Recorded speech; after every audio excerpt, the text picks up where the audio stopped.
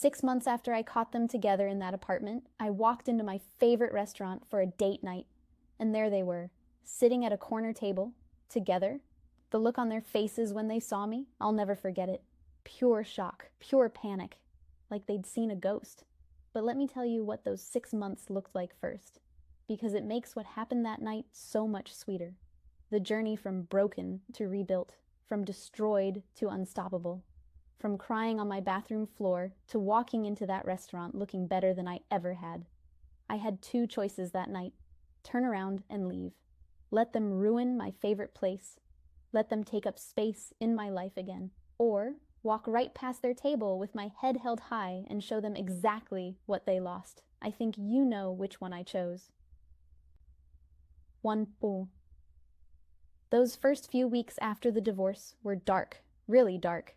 I spent a lot of nights on my couch staring at nothing, crying, until I had no tears left, wondering if I'd ever feel normal again, if I'd ever trust anyone again, if I'd ever stop replaying every moment trying to figure out where I went wrong.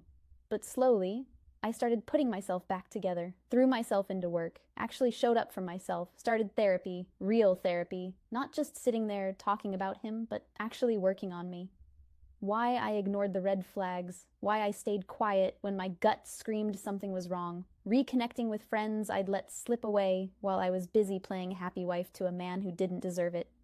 I started working out, not to look good for anyone else, but because it made me feel strong, changed my hair, cut it shorter, got highlights. Took that trip to Greece I'd been talking about for years, but never did, because Daniel always said we couldn't afford it. Joined a book club, started painting again, something I used to love before I got married, and somehow just stopped. I focused on me. For the first time in a long time, I put myself first. Through mutual friends, I heard they moved in together after he got fired. Both of them out of work, living off savings, playing house in some cheap apartment across town. Then I heard they were struggling, fighting constantly, money problems, trust issues. Turns out when your entire relationship is built on lies and betrayal, it doesn't have a great foundation. Who would have thought? And you know what I felt when I heard all that? Nothing. No satisfaction, no anger, no smug sense of karma, just indifference. They didn't matter anymore. They were just 2 people I used to know who made bad choices and had to live with them. 3 months ago, I started dating again. Casually at first, coffee dates, nothing serious. Just getting back out there, testing the waters, remembering what it felt like to be seen as more than just someone's betrayed ex-wife. 1 month ago, I met someone new, Marcus. A friend introduced us at a barbecue. He was kind, honest in a way that felt real. Made me laugh, actually laugh. The kind of laugh that comes from your chest and makes your cheeks hurt. For the first time in years, I felt excited about the future. Not scared, not guarded, just excited. That Saturday night, Marcus asked me to dinner. Somewhere nice, he said. His treat. He chose Marcello's, my favorite Italian place in the city, the homemade pasta. The dim lighting, the cozy corner booths. I used to go there all the time before everything happened. What I didn't know was that it was their favorite place too, or maybe it became their favorite after. I don't know. Didn't matter. I got dressed up that night, a black dress I'd bought on that Greece trip, heels, red lipstick. I felt confident, beautiful, completely over the past. Marcus picked me up at 7. We walked into that restaurant at 7:30 p.m., hand in hand, laughing about something stupid he'd said in the car. And everything stopped. 1-1.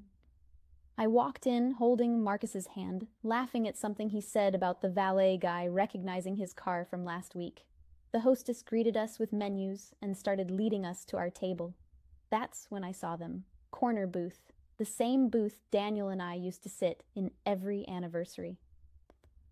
Our booth, Daniel and Jenna, together. And they looked miserable. She looked tired, like life had worn her down.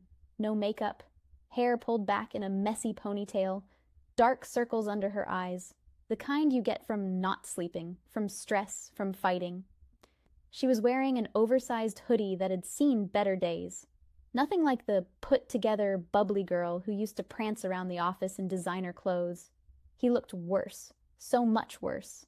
Gained weight, at least 20 pounds, unshaven. Not in that attractive, rugged way, but in the I've given up way. His shirt was wrinkled, like he'd pulled it from a pile of laundry, and didn't care. They weren't talking, weren't even looking at each other, just sitting there, staring at their phones in silence. The kind of silence that screams, we have nothing left to say. Daniel looked up first. Maybe felt someone watching. Maybe just coincidence. His eyes met mine and went wide, shock, then panic, then something else. I couldn't quite read. His mouth opened slightly like he wanted to say something, but forgot how words worked. Jenna noticed him staring and followed his gaze. Her face went white, completely drained of color, like she'd seen a ghost, like the floor had just dropped out from under her. I locked eyes with Daniel for 3 full seconds. Just looked at him, really looked at him. This man I'd spent years loving, years trusting, years building a life with, and I felt nothing, no anger, no pain, just nothing. And then I smiled, a real, genuine smile, not forced, not fake, just a smile, because I was genuinely happy, and he could see it. Marcus noticed them staring, leaned in close and whispered, "You okay? Do you know them?" I squeezed his hand, felt the warmth of it, the solidness. Perfect. Just some people I used to know. He nodded, didn't push, didn't ask more questions, just trusted me. That's the difference. Trust without interrogation, love without lies.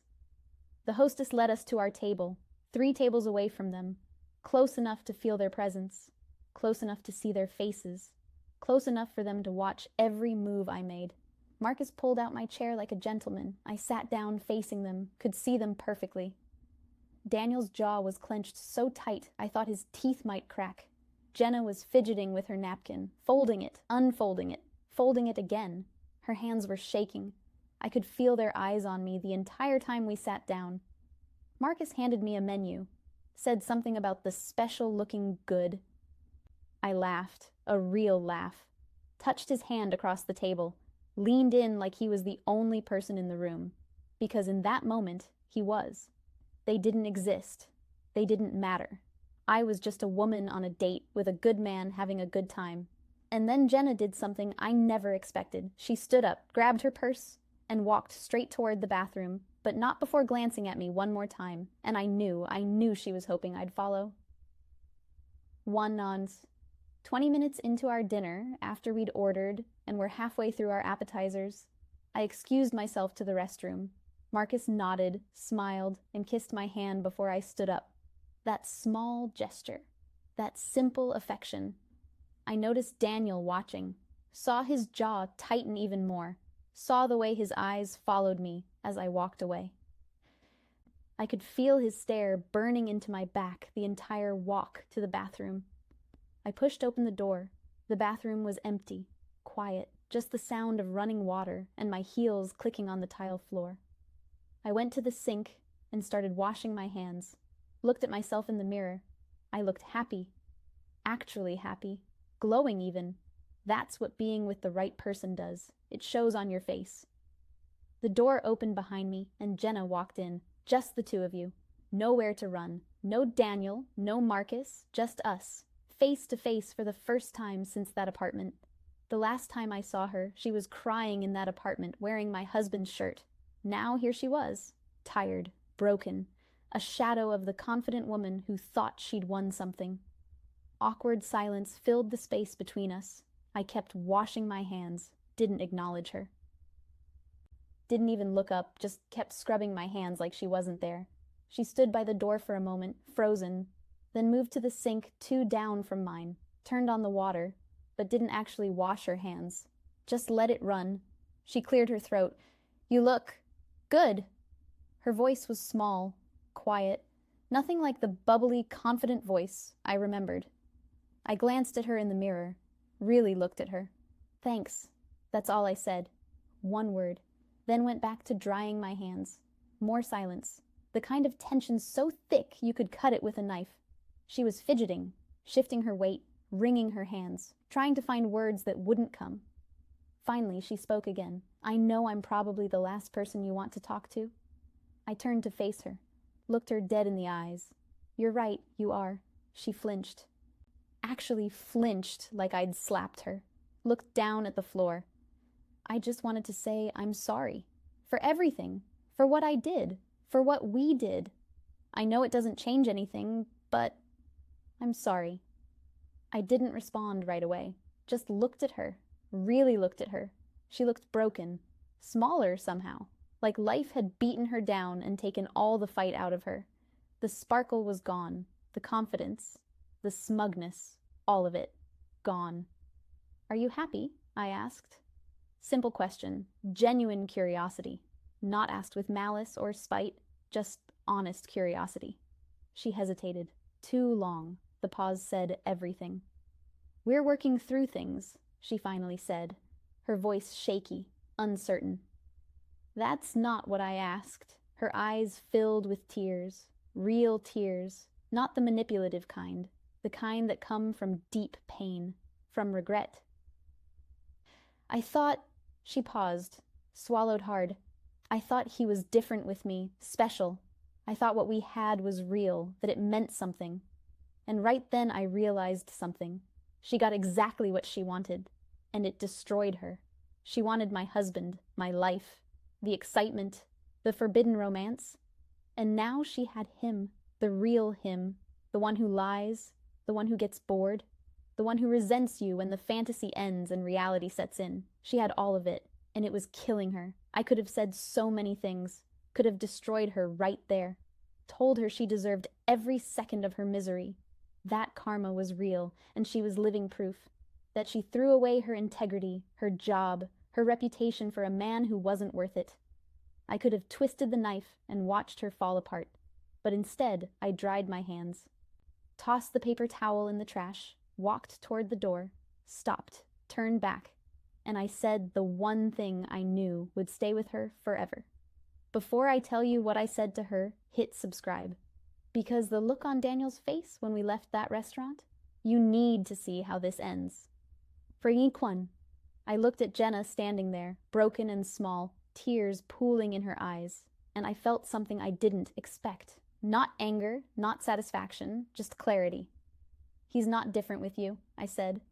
My voice was calm, almost kind, like I was telling her something she needed to hear, something true. "He's exactly who he's always been. You just get to see it now." She opened her mouth, closed it, opened it again. No words came out, just silence, just the weight of truth settling on her shoulders. The version of him you fell for? That was the same version I fell for. The lies, the sneaking around, the secret texts at midnight, the feeling special, the feeling chosen. That was your relationship. That was what made it exciting. The forbidden part, the stolen moments. That was the thrill.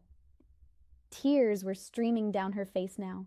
She wasn't even trying to stop them, just stood there letting them fall.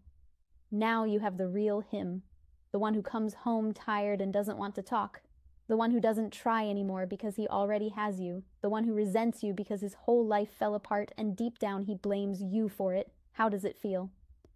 My voice wasn't cruel, wasn't harsh, just honest, just real. "Fia, I didn't mean," she started, her voice breaking, desperate. "Yes, you did," I cut her off, firm but not angry. "You meant every text, every lie, every late-night call, every time you put on my husband's shirt and felt like you won something, like you beat me. You meant all of it. Don't pretend you didn't." She was fully crying now, shoulders shaking, face in her hands. I stood there for one more second, let the words sink in. Then I said my final words, the ones I knew would echo in her head every time she looked at him, every time they fought, every time she wondered if it was worth it. I hope it was worth it. I walked out, left her there crying, pushed open the bathroom door and walked back into the restaurant, the noise, the warmth, the life.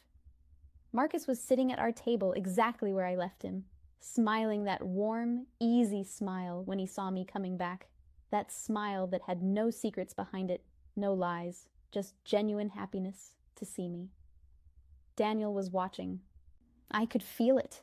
Feel his eyes tracking me across the room, feel the weight of his stare. feel him trying to read my face, trying to figure out what happened in that bathroom.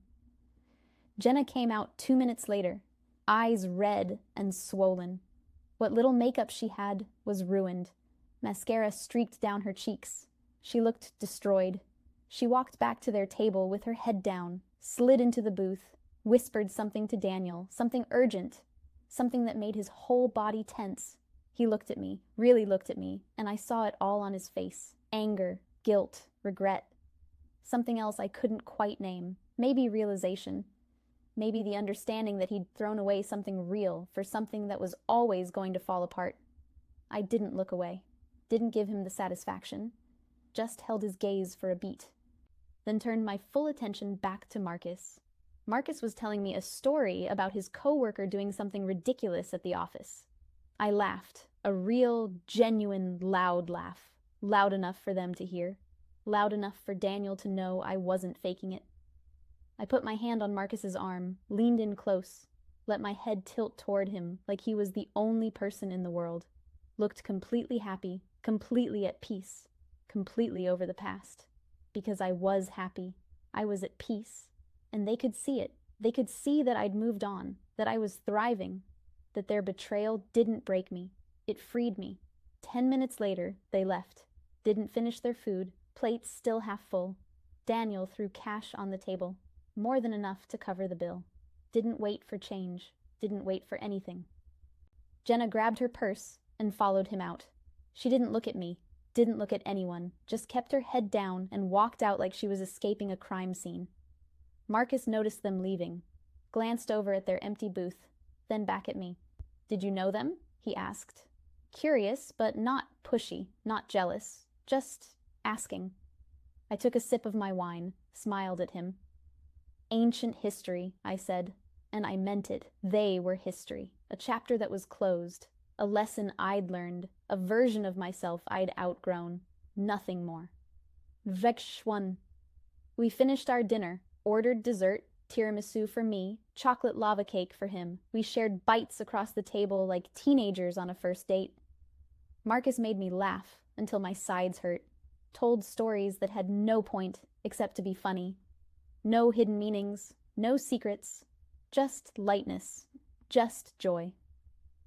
Just two people enjoying each other's company without the weight of betrayal hanging over everything. On the way home, I told him the truth, who they were, what happened, the whole story, the affair, the confrontation, the divorce, all of it. He listened without interrupting, didn't ask invasive questions, didn't make it about him, just listened. When I finished, he was quiet for a moment. Then he looked at me and said 4 words that made my heart feel full. Their loss. My gain. That's it. That's all he said.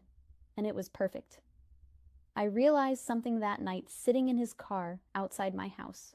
Revenge isn't about destroying them. It's not about making them hurt the way they hurt you. It's not about getting even or proving a point.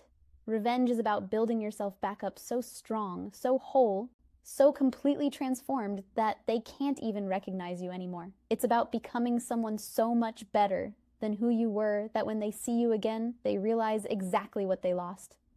Here's what I learned. What I finally understood after months of healing and growth. Jenna didn't steal my husband. She inherited my problem. She took on all the baggage I'd been carrying, all the lies I'd been believing, all the excuses I'd been making. She got the version of him I was too tired to deal with anymore. And Daniel. He didn't leave me for someone better. He left me for someone who didn't know better yet, someone who still believed his lies, someone who hadn't figured out who he really was. But she would, eventually. They always do. She wanted what I had, the house, the husband, the life that looked perfect from the outside. And she got it.